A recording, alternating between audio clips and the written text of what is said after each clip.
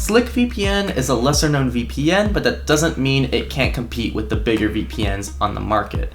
Today I'm going to put SlickVPN through the same review process I put every other VPN on this channel through to find out how it does in each individual category, ranked by importance for a total score out of 5. To be Techlore approved, it has to score 4 stars or higher. Without further ado, let's kick off the video.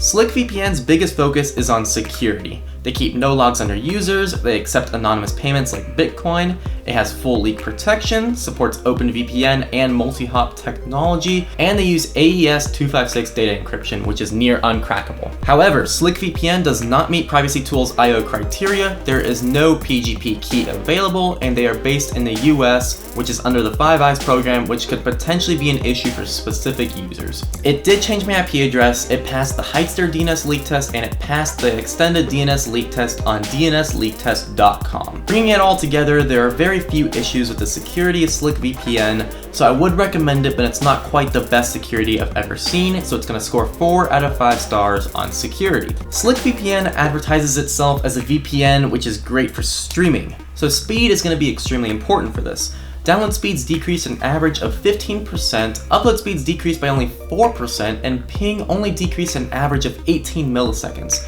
These are all very good scores. However, in the actual realistic Ubuntu torrent test, I had horrible results, increasing the amount of time to download Ubuntu by 45%, which is definitely not good. I tried different servers to make sure it wasn't just a bad server, but all of them came out with similar results. So it's a bummer the realistic test didn't do very well because Slick was actually doing very well in the synthetic speed tests, but I have to give it 3 out of 5 stars since it performed so poorly in the realistic test. It's important to have a large amount of settings to cater to all of a VPN's users' needs. SlickVPN offers a decent amount of settings, nothing near the level of a recommending point, but they did have some nice settings like automatic IP address switching, so Slick came out with the 3 out of 5 on settings and customization. Usage is simply the overall experience using the VPN on all devices. It's very opinion based, but I am going to explain everything I say so you guys know where I'm coming from. The Windows program was very bland, nothing too special, nothing too bad. I feel like the UI could use a major overhaul. It seems super outdated, but functionally it does get the job done. A huge issue I had with the client was selecting a server.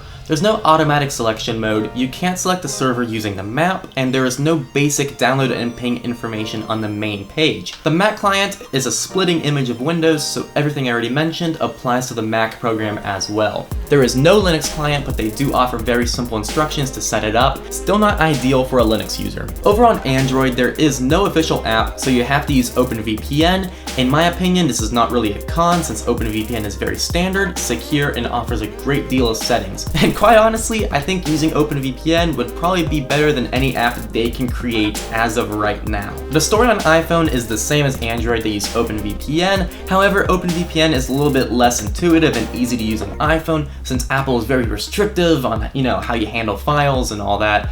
It's still okay, but it's not quite as great as Android. Bringing it all back together, I decided to give the service 2.5 stars out of 5. I felt like it was stronger than other VPNs, which I gave 2 stars for usage on, but I wasn't quite deserving of 3 stars. There were lots of issues I had with the overall UI and the way I used the whole program as a whole. The very last section is stability. Did everything work as intended? Well, I actually had a lot of issues setting up and logging in with the VPN at first.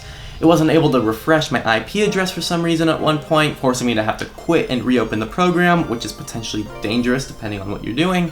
It did crash on me a couple of times, and it was definitely not the smoothest process. Once everything was set up though, I didn't have too many issues, so, outside of the initial setup, I did decide to give it 3 out of 5 stars. So is SlickVPN Techlore approved? Well, sadly, no. Actually, it's not even close. Overall, it scored 3.3 out of 5 stars, so yeah, it gets the red stamp. So what were my thoughts, you might ask? Well, honestly, it wasn't as bad as it sounds. Personally, I think it was the little things that kept knocking off the score, so I will send this video over to Slick and hope that they'll take some of the things I mentioned into consideration in future updates. That is it, guys. I hope you liked this video. If you did, make sure to give it a big thumbs up and subscribe to the channel. I will see you all next time on Techlore. Have a fantastic day. Techlore is